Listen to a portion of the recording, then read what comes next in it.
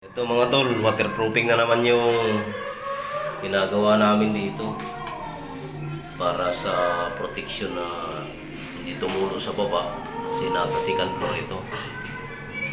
Yan. Waterproofing muna bago i-tiles.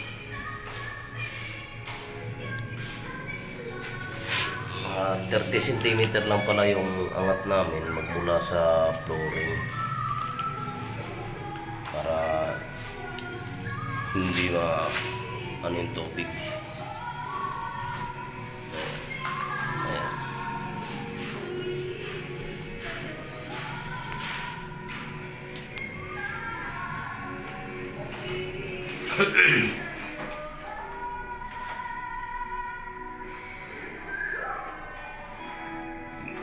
Medyo kapal-kapalan mo dyan, Lex.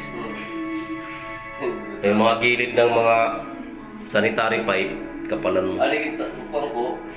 Kaya na, di ba na-alarm? Oo. Pinagdayak ito.